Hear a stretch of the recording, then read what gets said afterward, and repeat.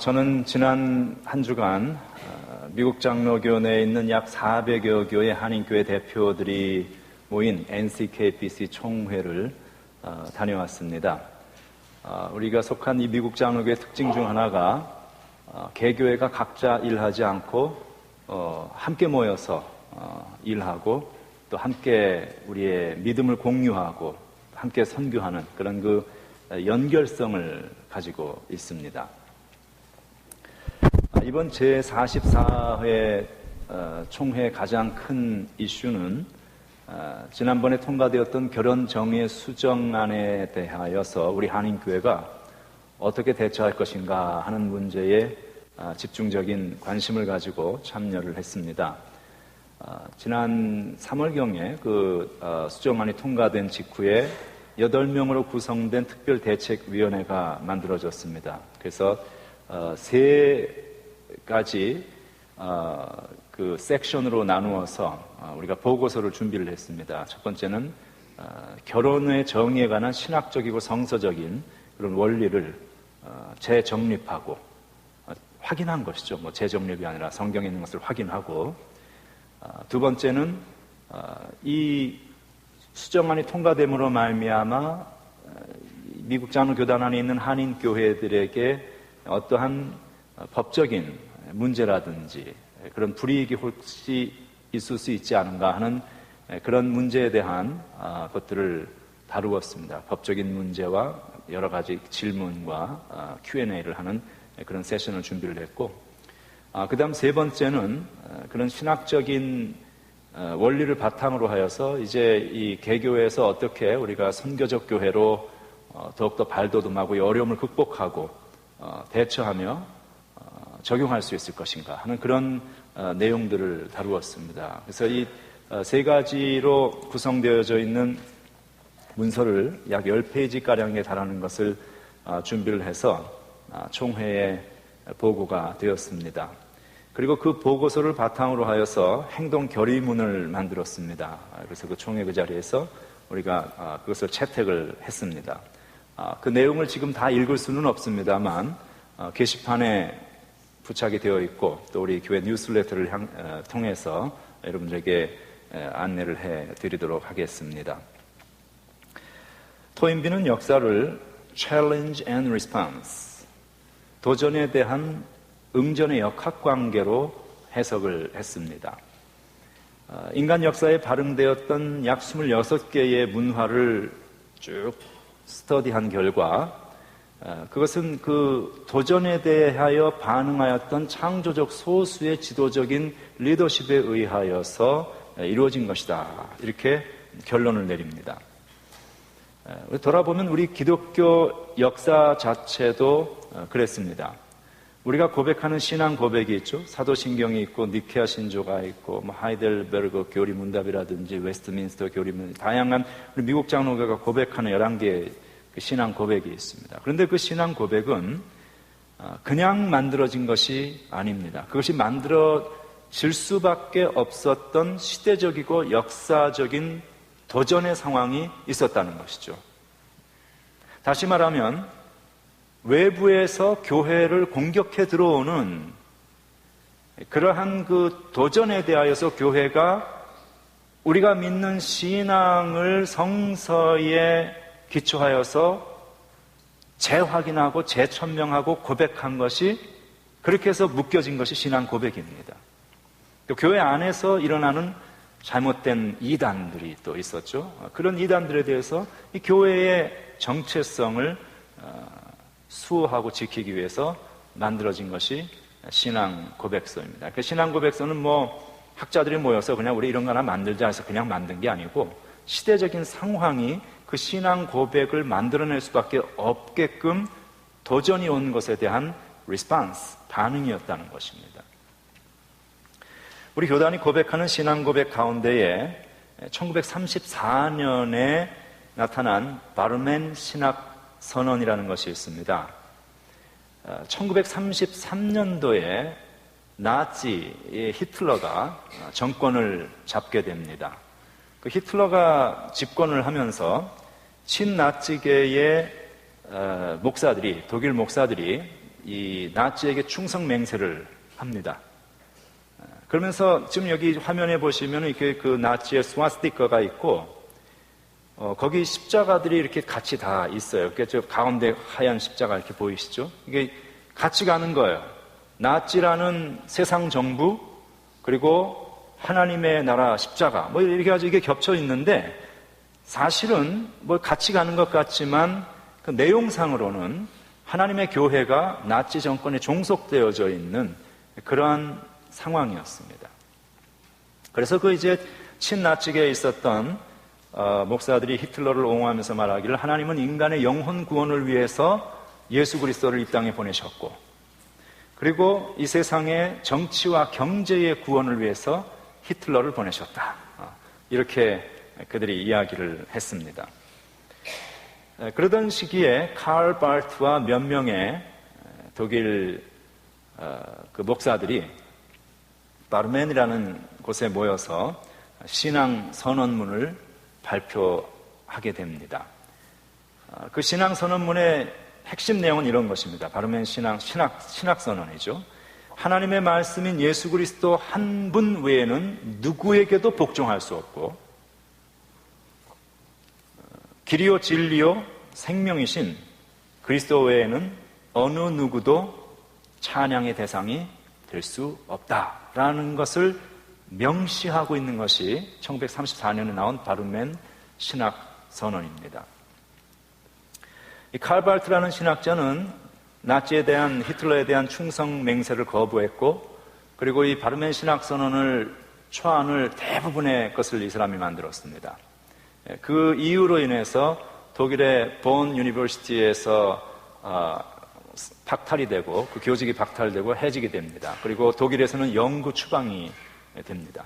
그 이후에 스위스 바젤로 가서 그곳에서 조직신학부의 학장을 맡으면서 많은 기독교 역사에 남는 탁월한 그런 저술들을 하게 됩니다. 그 1934년에 이 바르멘 신학선언, 하나님이 주권자시다. 하나님 한 분만이 우리의 예배 대상이 되시고 하나님 한 분이 주인이시지 세상 정치가, 세상의 권력자가 주인이 아니다라는 것을 고백한 그 바르멘 신학선언 이후에 50년이 흘렀습니다. 그래서 1984년에 이 50주년을 맞아서 독일에서 우표가 발행이 되었습니다. 이 바르멘 신학선언을 기념하는 50주년 기념 우표죠. 거기에 그 우표에 보면은 저런 글씨가 써 있습니다. 신앙선언문의 핵심 주제인 예수 그리스도 한 분만이 유일한 하나님의 말씀이다 라는 것을 천명을 하고 있는 것을 보게 됩니다. 이런 도전들이 안팎에서 나타났을 때 그러한 일들은 교회를 대하여서 대단히 위협적인 요소였던 것만은 분명합니다. 그런데 그 일로 인하여서 오히려 교회는 바로 그 도전 때문에 그에 대한 반응으로서 더욱더 확고하고 흔들리지 아니하는 하나님의 말씀에 기초한 신앙을 확립하게 되었고 신앙 고백을 만들어서 역사 속에 남기게 되었고 그 유산을 후손들이 받아서 그 신앙을 지속적으로 고백하며 하나님 한 분만이 역사의 주인이 되신다라는 사실을 고백할 수 있는 그러한 축복의 통로가 오히려 될 수 있었다 하는 것이죠. 그래서 이번 그 결혼의 정의 수정으로 인하여서 많은 한인 교회들이 혼란을 겪고 있기도 하지만 동시에 그것 때문에 우리 한인 교회들은 이 성서적인 신앙을 다시 한번 재정리하고 확인하고 우리가 그것을 선포하는 그런 아주 역사적이고 축복된 그런 기회를 가지게 되었습니다. 그래서 오히려 지금 우리가 지나가고 있는 이 복잡하고 혼란스러운 시대의 상황이 우리들로 하여금 더욱더 하나님의 말씀을 중심으로 집결하고 우리의 신앙의 옷깃을 여밀 수 있는 그러한 계기가 되고 있다는 것은 어려움 속에서도 우리가 경험할 수 있는 축복의 요소다라는 것을 우리가 생각하게 됩니다. 우리가 지나가고 있는 이 포스트 마던이라는 이 시대의 정신은 기준을 인정하지 않습니다. 권위를 인정하지 않습니다. 절대적인 진리라는 것을 인정하지 않습니다. 이것은 모든 것을 상대화시켜버립니다. 절대적인 진리라는 것을 허구로 만들어버리는 이게 진리의 블랙홀과 같은 그런 시대를 우리가 지금 살아가고 있습니다. 너도 나도 내가 기준입니다. 내 마음대로입니다. 내 생각대로, 나의 감정과 나의 감성대로 모든 것을 하고 싶은 대로 하며 살아가는 그런 시대가 되어졌다는 것이죠. 우리가 이런 혼란의 시기를 살아가면서 우리 그리스도인들이 이런 시대일수록 더욱더 우리는 하나님의 말씀으로 돌아가려는 노력을 부단히 할 수 있어야 합니다. 하나님의 말씀에 뿌리를 내린 신앙을 가지고 우리 자신을 지키고 우리의 신앙의 유산을 우리 후손들에게 잘 물려주어서 우리 후대들에게 부끄럽지 않은 신앙의 선배로 남을 수 있는 그런 교회가 될 수 있기를 소망합니다. 오늘 본문에는 그러한 특징이 반영되고 있는 그런 사건이 나옵니다. 다윗과 골리앗의 대결이죠. 이 다윗과 골리앗의 대결은 믿지 아니하는 사람들도 이 내용을 잘 알고 인용을 하고 있을 만큼 널리 알려져 있는 그러한 본문입니다. 잘 알려져 있는 많은 교인들이 알고 있는 본문. 그래서 설교하기가 어려운 본문입니다.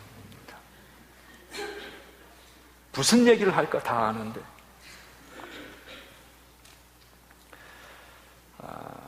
이게 보면은 이스라엘에게 있어서 가장 큰 위협이 되었던 블레셋 군대와 이스라엘 군대가 양쪽 마주보고 있는 산에서 서로를 마주보며 대치하고 있습니다. 골짜기를 사이에 두고 대치하고 있는 것이죠.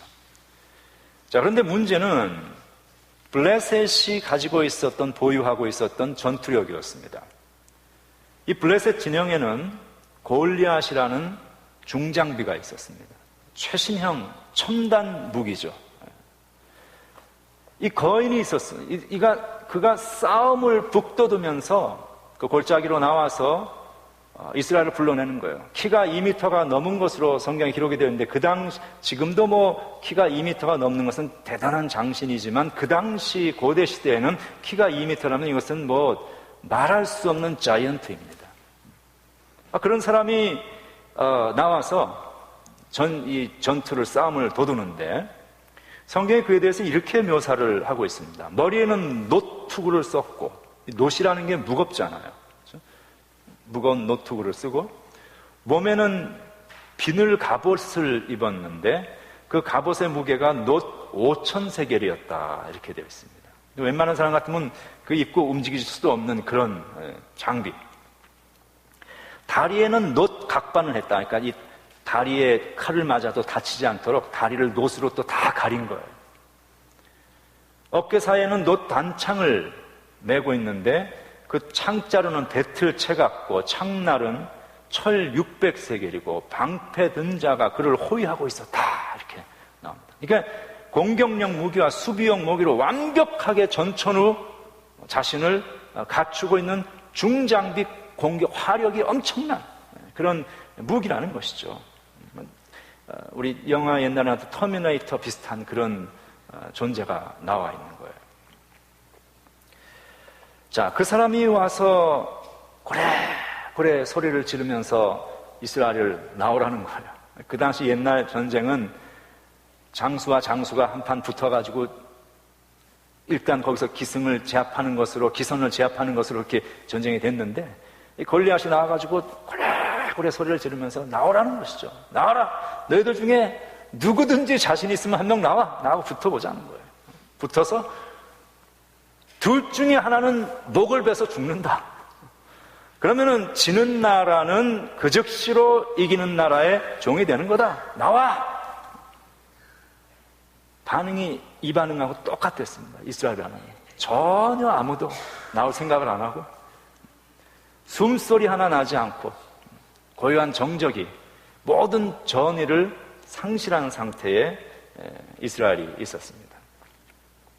자, 이건 지금 무엇을 우리에게 보여주고 있는가 하면 이 사무엘상 17장 전체를 우리가 집에 가셔서 여러분들이 한번 읽어보실 필요가 있습니다.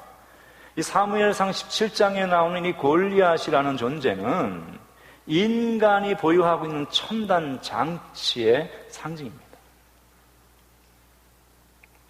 그리고 골리앗이 아주 거대한 거인으로 보이는 그것과 마찬가지로 사람들이 이 땅에서 만들어내고 고안해낸 모든 인간의 장치는 항상 그럴듯해 보입니다. 대단해 보입니다. 사람들은 그런 세상의 그럴듯한 장치를 부러워하죠. 고대에서 가지고 있었던 그런 장치 중에 하나는 왕정이었습니다. 고대에 얼마나 수많은 소수 약소 민족들이 있었고 그 세계를 끌어가는 제국들이 있었죠. 왕정을 가진 큰 나라들이 있었습니다. 그걸 다 항상 부러워하는 것입니다. 강력한 전제 군주제를 통하여서 자신들의 안정을 확보하는 것이죠. 이스라엘은 신정국가였습니다. 왕이 필요 없이 하나님이 그들의 왕이 되시는, 하나님이 주인 되시는 그러한 나라였습니다. 그런데 그럼에도 불구하고 이스라엘이 쭉 둘러봤던 모든 주변의 나라들이 왕정을 하고 있는 거예요. 그 나라들이 대단한 권력과 파워를 가지고 있는 것을 보게 됩니다. 골리앗처럼 내놓을 만한 것, 그럴듯해 보이는 그것, 이스라엘이 이것을 부러워합니다. 그래서 사무엘상 8장에 가면은 이스라엘의 장로들이 사무엘에게 찾아와가지고 우리도 왕정합시다. 세상 나라들이 다 저렇게 잘 나가는데 우리도 그 시스템 도입합시다. 이런 얘기를 합니다. 결국은 이스라엘이 그 세상의 장치를 도입을 하죠. 수입을 해옵니다. 그렇게 해서 시작된 것이 사울 왕정입니다. 성공했는가? 실패했습니다. 사울 왕정을 통하여서 그는 이스라엘의 위협적인 블레셋이라는 공격을 막아낼 수 없었습니다. 세상의 방법을 도입하고 세상에 잘 나가는 그 시스템을 도입하면 잘 될 줄 알았는데 그렇지 않았다는 것이죠. 하나님의 사람들은 항상 이 사실을 잊어서는 안 됩니다. 하나님의 교회, 하나님의 사람들은 하나님의 방법으로 살아가야 맞습니다. 세상의 방법을 흉내내고 따라가는 것, 그것이 우리를 결코 성공의 길로 인도하지 못합니다. 오늘 본문이 들어있는 이 사무엘상 17장 전체에는 이 세상의 방법론, 세상의 장치와 하나님의 방법이 첨예하게 대립하고 있는, 마치 양대 산에서 두 나라가 대치하고 있는 상황과 같이 우리가 살아가고 있는 우리의 인생의 사무엘 17장이라는 인생의 길에는 항상 세상의 방법, 세상의 장치, 그리고 하나님의 방법이라는 이 두 가지가 첨예하게 대립하고 있습니다. 우리는 그 사이를 걸어가는 거예요. 어디로 갈 것인가? 그래서 우리의 선택이라는 것입니다. 자, 여기에 보면은 이 사무엘상 17장 전체를 통해서 나타나고 있는 세 가지의 세상의 것, 하나님의 방법, 이것이 이렇게 대립되어서 비교되어서 나타납니다. 첫 번째는 골리앗이라는 아주 우악스러운 괴물 같은 거인이 하나 등장하죠. 사람이에요, 사람. 그리고 그가 입고 있는 갑옷과 병기들이 묘사됩니다. 그것으로 그 사람을 쫙 무장을 해놓은 것이죠. 장비들입니다. 세 번째는 그가 그 골짜기에 나와서 이스라엘을 향해서 계속 떠벌리고 있는 그의 허풍입니다. 그의 입에서 나오는 모든 말들, 선포죠. 근데 이 골리앗을 대항하는 이 세 가지가 지금 나오니까 이쪽에도 세 가지가 있어야 되잖아요. 그 골리앗이라는 첫 번째 일을 대항하는 이스라엘이 가지고 있었던 무기는 다윗이라는 존재가 나타납니다. 근데 이 다윗은 한눈에 보아도 성경 사무엘상에 홍안의 소년, 미소년, 이 골리앗과 같은 그러한 전형적인 싸움꾼 전투 병력과는 비교할 수 없는 양치기 소년이었다는 것입니다. 그런데 사울의 입장에서는 지금 골리앗이 나와서 계속 이스라엘을 진영을 향해서 나와라 나와라 싸움을 도두고 있는데 어느 한 명의 장수도 내가 나가겠다고 선뜻 나서는 사람이 없습니다. 그런데 다윗이라는 이 청년이 와가지고 자기가 가겠다는 거예요. 저 하나님을 모욕하는 저 사람을 내가 나가서 하나님의 이름으로 처단을 하겠다는 것입니다. 이게 근데 참 말은 듣기 좋은데 현실성이 없는 이야기죠. 그 다윗의 형들은 세 사람이 전투에 이미 출전해 있는 상황입니다. 뭐 갑옷도 입고 있고 다 병장기를 갖추고 있는데 다윗은 가진 게 아무것도 없고 훈련을 받아본 적이 없는 사람이에요. 근데 다윗이 사울을 설득을 합니다. 다윗이 사울을 설득하는데 사용한 것이 하나님의 이름이었습니다. 내가 양을 칠 때에 사자와 곰이 공격하고 악한 짐승들이 공격해봤지만 내가 그들을 다 물리칠 수 있었던 것은 하나님께서 나를 그들에게서 지켜주셨기 때문이었고, 똑같이 그 들짐승들과 별로 다를 것 없는 저 하나님을 모욕하는 저 사람을 내가 그와 대립할 때 하나님께서 그의 손에서 나를 지켜주실 것입니다. 설득을 합니다. 자, 사울로서는 방법이 없었습니다. 어쩔 수 없이 내키지 않지만 출전을 하게 합니다. 그래서 골리앗이라는 세상의 장치와 하나님이 쓰시는 하나님의 장치인 다윗이라는 두 사람이 대립을 하죠.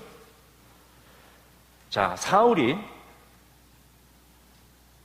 다윗을 위해서 옷을 입혀주는데 자신의 군복을 내어줍니다.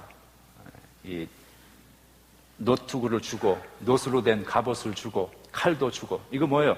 전형적인 세상의 장치와 똑같은 그런 내용입니다. 이 골리앗이 입고 있었던 노투구와 비늘로 된 갑옷과 모든 그런 병장기와 흡사한 그것을 흉내내는 것을, 똑같은 것을 다윗에게 입혀주는 거예요. 이거 입고 나가라.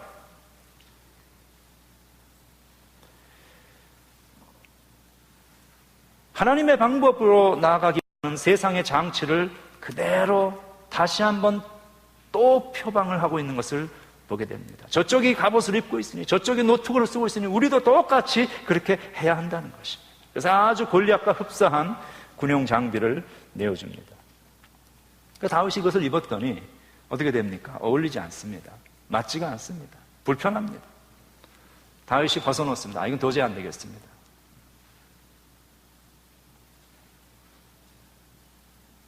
우리는 신앙생활을 하면서 때때로 세상의 것들을 찾기도 하고 세상의 방법론이 대단히 그럴듯해 보이기도 합니다. 그러나 막상 내가 그 세상의 방법을 해보았을 때 그것이 맞지 않다는 사실을 우리가 깨닫기도 합니다. 그러나 그것을 벗어놓을 수 있는 용기를 갖지 못할 경우가 많습니다. 다윗은 벗었어요. 그걸 입으면은 저쪽이 공격을 해올 때 뭘 날 좀 막을 수 있는 방어 무기라도 될 텐데 다윗은 그거 다 필요 없다는 거 다 벗어버렸어요. 내가 할 수 있는 나의 방법으로 나가겠다는 것입니다. 뭘 가지고 왔느냐? 막대기. 양을 칠 때 쓰는 자기 손에 늘 익숙했던 그 막대기. 이걸 보고 골리앗이 굉장히 나중에 화를 내죠. 내가 나를 개로 보느냐? 막대기를 들고 나와서 전쟁터에 칼도 아니고. 골리앗이 굉장히 그 자존심이 상한 게 자기와 상대할 만한 사람이면 적어도 장비, 관우를 합친 정도의 사람이 나오면 한번 해볼 만 하겠는데 홍안에 어린아이 소년을 내었는데 걔가 막대기를 들고 나와서 전투를 하겠다는 거예요. 그러니까 이게 골리앗이 아마 그때 큰 트로마를 입었지 않았나 생각이 들어요. 막대기를 들고 시내에서 매끄러운 돌 5개를 고릅니다. 그리고 목자의 제구에 그것을 넣고 물매라는 것을 들고 갑니다. 이 물매라는 것은 돌을 거기다 집어넣어서 끈에 매달아서 돌리는 거예요. 그래서 싹 돌리면 이게 날아가는 이제 그 물매입니다.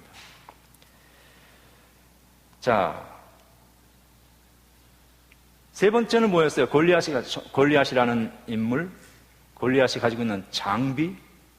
세 번째는 골리앗의 허풍입니다. 계속 떠들어대는. 다윗이 나가죠, 골리앗을 대항해서. 골리앗의 첨단 장비 대신에 다윗은 아주 원시적인 물맷돌을 가지고 나갑니다. 그다음 세 번째, 골리앗의 허풍에 대한 대신에 다윗은 이 허풍이 아닌 하나님의 이름을 들고 나아가게 됩니다. 이 사무엘상은 이 세 가지가 아주 첨예하게 대립하고 있는 그런 모습입니다. 하나님의 이름이라는 신앙의 고백을 말하는 것이죠. 그리고 우리가 알고 있다시피 이 대결의 결과는 예상을 뒤엎는 반전으로 끝나버리게 됩니다. 우리는 다 결과를 아니까 반전이 아니지만 그 첨예하게 대립하고 있던 그 대치 상황 속에서는 자신들의 눈을 의심할 수밖에 없는 그런 반전이었습니다.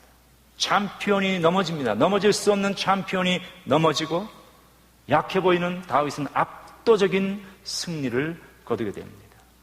자, 우리가 그렇다면 어떻게 해서 이러한 일들이 가능할 수 있었을까 하는 문제를 한번 생각해 볼 필요가 있습니다. 어떻게 다윗은 그 골리앗 같은 사람을 상대로 하여서 승리하는 삶을 살 수 있었을까? 첫 번째, 두 가지 생각할 텐데, 첫 번째는 물맷돌입니다. 여러분, 이 물맷돌이 뭡니까? 물맷돌은 평소의 충성입니다. 평소의 성실함, 평소의 연습입니다. 이게 물맷돌이 의미하는 바입니다. 물맷돌은 다윗이 양을 지키기 위해서 사용하였던 도구입니다. 근데 그 싸움이 탁 시작되면서 다윗이 단 한 번의 물맷돌을 던졌는데 이것이 골리앗의 이마에 적중을 하였고 그 한 번의 타격으로 골리앗은 넘어가게 됩니다. 자, 그걸 본다면 이것이 다윗이 그 물맷돌을 던졌을 때 이것은 한 번, 두 번 사용해 본 솜씨가 아니었다는 것을 알 수가 있죠. 이게 어쩌다 재수가 좋아서 맞을 수 있는 그게 아닙니다. 양을 지키기 위해서 다윗은 매일매일 그것을 사용했을 것입니다. 사람들이 보든 안 보든 그것을 사용했을 것입니다. 아마 처음에는 잘 안 되었을 것입니다. 던졌는데 엉뚱한 데로 날아갑니다. 또 그걸 또 주스러 한참을 또 가야 됩니다. 이거 귀찮은 일입니다. 그런데 중단하지 않았습니다. 매일 사용했습니다. 꾸준히 하였습니다. 그런데 그렇게 꾸준히 매일같이 그것을 하다 보니까 나도 모르게 그것이 나의 실력이 되었습니다. 그 자신의 고백대로 고음도 쫓고 사자도 쫓았는데 그런 일들이 하루아침에 된 것이 아니라 이것은 반복적인 연습의 결과였다는 것이죠. 올 한 해 우리 교회 표어가 경건의 연습입니다. 연습과 훈련하는 것은 한 번 확 해서 되는 것이 아니라 꾸준하고 지속적으로 행해 나가야 되는 것이죠. 이 다윗이 고백하죠. 하나님께서 사자와 곰으로부터 나를 지키셨다고 고백을 합니다. 어떻게 해서 하나님께서 사자와 곰으로부터 다윗을 지키셨을까요? 하나님께서 뭐 대단한 천군 천사를 보내서 사자로부터 다윗을 지키셨는가? 그게 아니었어요. 다윗이 평소에 연마하였던 그 물맷돌을 던지는 그 실력, 하나님께서 그것을 사용하신 것입니다. 사람이 하나님의 역사를 이루는 도구가 되는 것은 두 가지의 요소가 합쳐져야 됩니다. 그 하나는 나의 실력이고 또 하나는 하나님의 도우심입니다. 하나님의 은혜입니다. 평소에 연습하고 준비된 실력이 있어야 하나님이 그것을 사용하십니다. 세상에서는 어쩌다 땅 투기하고 뭐 투기해가지고 갑자기 졸부가 되는 그런 일이 있지만 신앙의 영적인 졸부라는 것은 없습니다. 하루아침에 어떻게 해가지고 대단한 신앙적인 실력을 갖추게 되는 그런, 하나님은 그런 영적 졸부를 만들어내시는 분이 아닙니다. 하나님은 준비된 사람을 찾고 계시고 준비된 사람을 들어서 쓰십니다. 어떻게 하는가? 작은 부분부터 시작하는 것입니다. 지금 나에게 맡겨진 그 일을 성실하게 하는 것입니다. 어떤 상황이든 항상 같은 자세를 견지하고 나에게 맡겨진 그 일 하는 거예요. 교회에서 하는 그 일이 아무도 날 보지도 않고 알아주지도 않고 내가 하는 이 일이 무슨 대단한 큰 의미가 있어서 이 교회를 변화시킬까 싶은 전혀 그렇게 생각되지 아니하는 지극히 미미해 보이는 일이라 할지라도 여러분 한 분 한 분이 자기 자리에서 자기의 펑션을 제대로 감당할 때에 하나님의 교회는 하나님이 쓰실 수 있는 믿음의 공동체로 준비될 수 있는 것입니다. 사막에서 양을 지키는 일은 대단히 외롭고 고독한 일이었을 것입니다. 눈을 들어보면 보이는 것은 산과, 산이 아니죠. 이건 하늘과 땅밖에 없어요.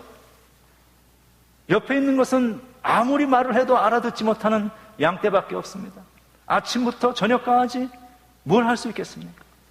누구도 보아주는 일도 아니었고, 시쳇말로 폼이 나는 일도 아니었습니다. 사막의 모래바람 맞으면서 하루 종일을 양들과 보내야 했습니다. 그런데 다윗은 그 시간을 허송세월하여 보내지 아니하였습니다. 자신의 일에 충실했습니다.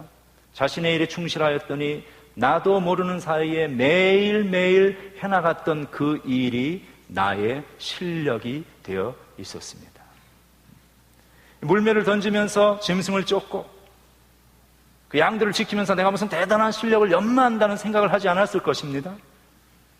내가 이 물매를 돌리고 이것을 던지는 이 실력으로 언젠가 나라의 위기를 구해낼 것이라는 그런 생각은 더더욱이 하지 못하였을 것입니다. 그런데 자신에게 평소에 맡겨진 그 작은 일들에 충성하였더니 나도 모르게 실력이 갖추어졌고 준비된 사람이 되었고 때가 되니 하나님께서 그를 들어 사용하셨습니다.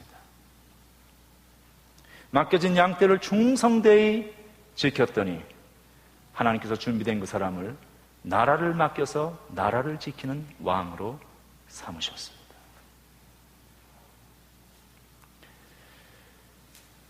일부 예배 때도 얘기했지만 공부하는 학생들은 학업에 충실해야 합니다. 지금 나에게 주어진 일, 그러면 하나님 쓰실 수 있는 실력이 되겠죠. 성도는 신앙의 훈련을 충실하고 꾸준하게 해야 합니다. 기도하는 일, 하나님의 말씀 묵상하는 일, 꾸준하게 해야 합니다.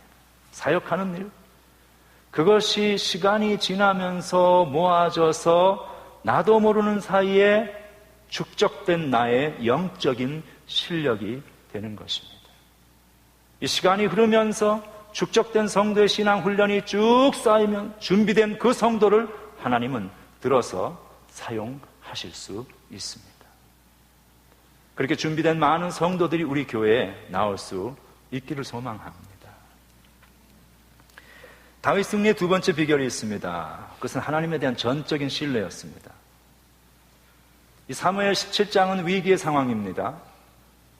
그런데 참으로 흥미롭게도 이 위기의 상황, 사무엘상 17장 전체를 읽어보면 그곳에서 어느 누구도 하나님의 이름을 부르지 않고 있습니다. 우리의 삶이 그럴 때가 있습니다. 위기의 상황에서도 우리는 하나님의 이름을 잊습니다. 잊고 살아갑니다. 하나님의 이름을 부르지 않습니다. 그저 눈앞에 보이는 것은 엄청난 위기로 다가오고 있는 골리앗밖에는 보이지 아니할 때가 있습니다. 그럼에도 불구하고 이스라엘 백성들은 하나님의 이름을 부르지 않았습니다. 그것을 보면 이스라엘 백성들과 우리들의 모습이 얼마나 흡사한가? 우리는 대단히 성서적인 삶을 살아가고 있는 사람들인 것이죠.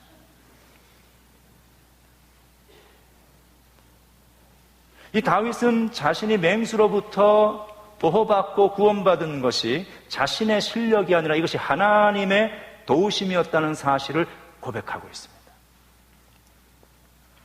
그리고 그 맹수들로부터 자신을 지켰던 그 하나님께서 골리앗으로부터도 나를 지키실 것이라는 것을 확신하며 고백합니다. 이것이 무엇입니까? 작은 한 번의 하나님 경험은 그 다음에 나의 삶 속에서 다가오는 더 큰 도전에서 또 나와 함께 하시는 더 큰 하나님 경험을 기대할 수 있는 믿음으로 우리의 신앙을 상승시켜 갑니다. 여러분, 기도한다는 것 이야기합니다만 한 번의 지극히 작은 아무것도 아닌 미미한 기도를 하였고 미미한 기도의 응답을 받아본 사람은 그 다음번에 기도할 자신감이 생기는 거예요. 제가 전에도 언젠가 한번 얘기를 했는지 기억이 안 납니다만 저에게 있어서 가장 첫 번째 이것이 기도의 응답이었기 때문에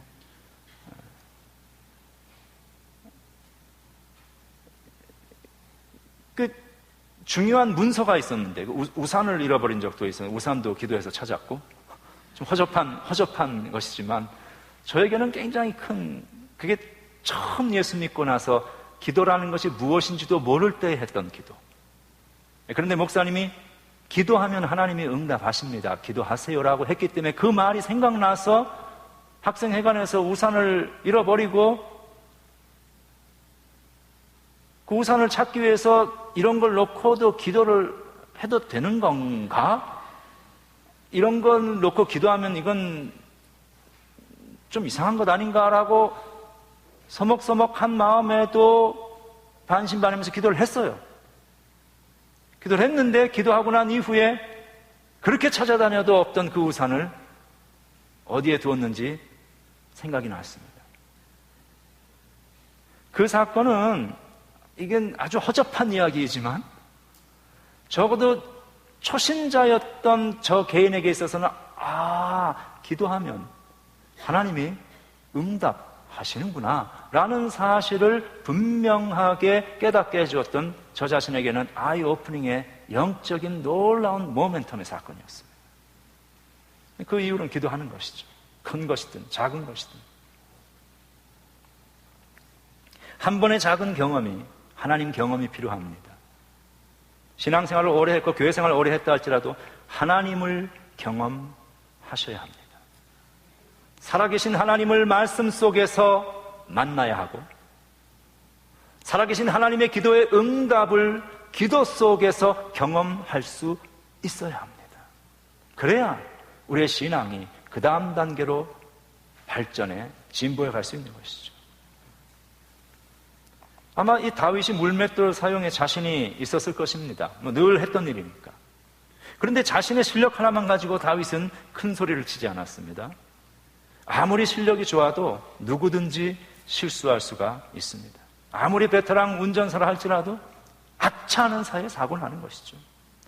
사실 이런 고수와의 대결, 근접전에서는 단 한 번의 실수, 한 번의 수를 놓치면 그것이 치명적이 되는 것이죠. 바둑을 둘 때 바둑의 한 수가 모든 판세를 다 바꿔놓습니다. 바둑을 모르시는군요. 바둑, 이런 장기, 마작 이런 걸 가지고 사람을 평가하는데 바둑 두십니까? 그렇게 얘기를 하면 못 두는데요. 그럼 그 다음 질문이 그럼 장기는 두는가? 장기도 못 두는데요. 그럼 그 다음 질문이 너 그럼 마작 할 줄 아니? 이렇게 나온다 그러면 바둑, 장기, 마작. 바둑을 모르시는군요. 한 수가 모든 것을 바꿔놓습니다. 더군다나 골리앗 같은 싸움의 고수와 근접전에 붙어 있을 때는 한 수의 허수가 자신의 생명을 주는 그런 수가 되죠. 다윗이 아무리 실력이 출중하다 할지라도 항상 자신이 원하는 정확한 타이밍에 정확한 각도에서 정확히 목표물을 타격할 수 있다는 보장은 전혀 없는 것입니다. 다윗은 알았어요. 나를 맹수로부터 지켜주셨던 그 하나님, 그 위기의 긴급한 순간에 사자의 입으로부터 나를 지켜주셨던 그 하나님께서 오늘 저 골리앗을 대하여 내가 싸울 때에 단순한 나의 실력이 아니라 나의 실력을 사용하셔서 그 실력 위에 역사하시는 하나님의 손길이 나의 삶을 붙들고 계신다는 사실을 다윗은 확신하였습니다. 그래서 그것을 우리가 어떻게 할 수 있는가 하면 사무엘상 17장을 쭉 읽어보시면요, 거기에 하나님의 이름을 다윗이 반복적으로 부르고 있는 것을 보게 됩니다. 하나님이 하신다, 여호와께서 하신다, 우리 주님께서 하신다.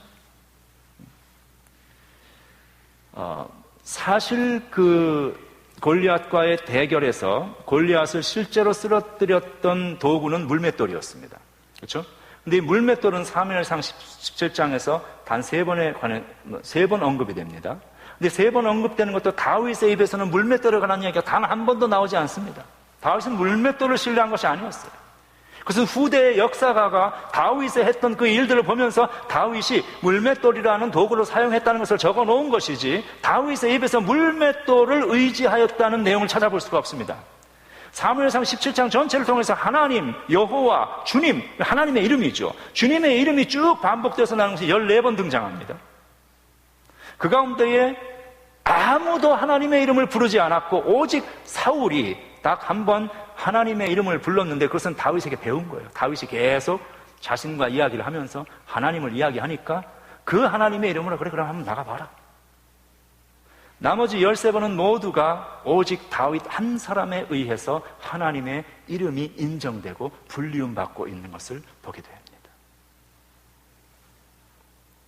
이 다윗의 신앙 고백의 주인 되시는 하나님께서 다윗의 신앙의 물맷돌을 들어서 사용하시는, 겉으로 보기에는 물맷돌이 골리앗을 쓰러뜨렸지만 그 물맷돌을 들어서 사용하신 하나님께서 골리앗을 쓰러뜨렸다고 성경은 말하고 있습니다. 오늘 본문은 다윗과 골리앗이라는 이 두 주인공이 대립하는 대결 장면입니다. 여기서는 아주 전율을 느낄 만큼 생생한 이 대비가 나타나고 있습니다. 두 사람이 한 걸음 가까이 접근을 합니다. 이 고수들의 싸움이잖아요. 그리고 다윗이 골리앗과 어느 정도 가까워졌을 때 선포를 합니다. 그것이 오늘 우리가 읽었던 본문입니다. 그런데 이 본문은 일종의 법정 선고입니다. 다윗이 선고하는 거예요. 하나님의 이름으로 선포를 합니다. 너는 칼과 창과 단창으로 내게 나아오거니와 나는 만군의 여호와의 이름, 곧 내가 모욕하는 이스라엘 군대의 하나님의 이름으로 내가 너에게 나아간다.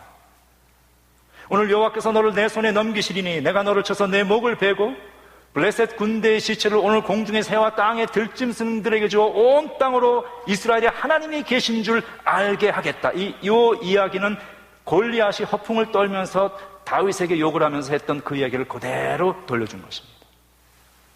그리고 마지막 47절, 또 여호와의 구원하심이 칼과 창에 있지 아니함을 이 무리에게 알게 하리라. 전쟁은 여호와에게 속한 것인즉 그가 너희를 우리 손에 넘기실 것이다.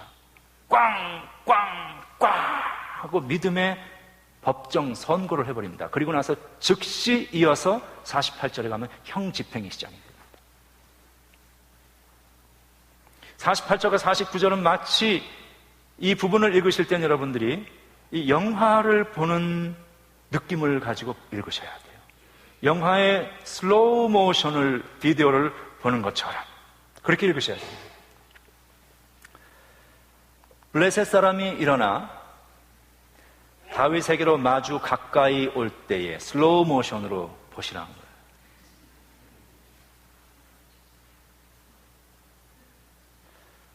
다윗이 블레셋 사람을 향하여 빨리 달리며, 성경에는 빨리 달렸다고 되어 있지만 우리는 슬로우 모션으로 그 행동을 보는 거예요. 지금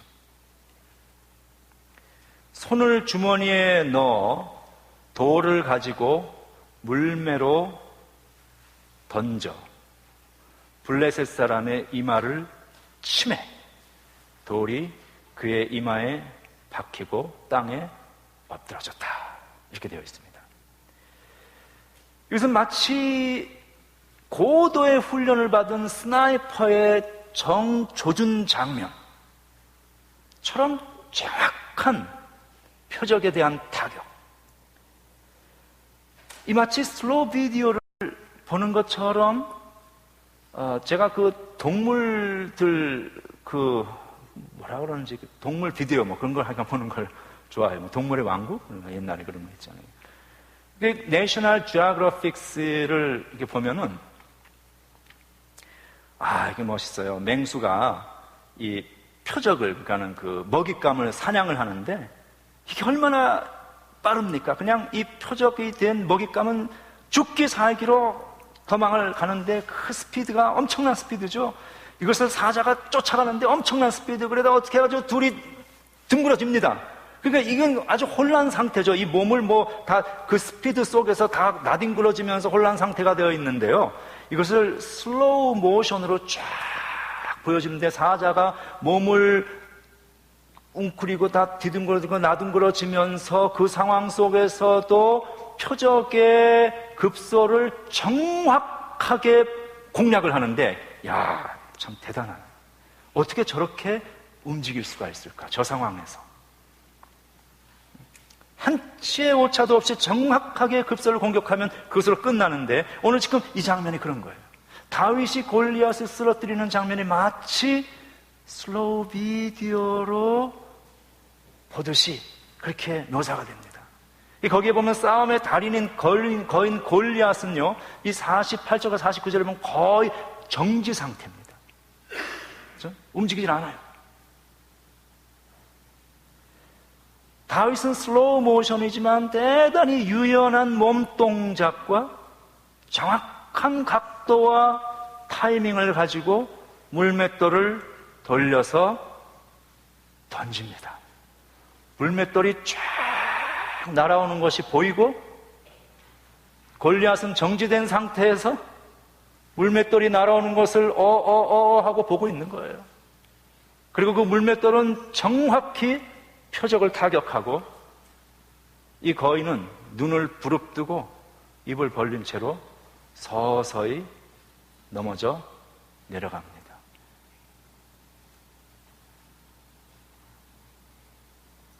제가 지금 왜 이런 이야기를 하는가? 믿음의 눈을 가진 사람들은 우리의 삶 속에 보이지 않지만 믿음의 슬로우 비디오를 돌려서 보았을 때 그 가운데서 정확하게 역사하고 계시는 하나님의 행동하심을 볼 수 있다는 것입니다.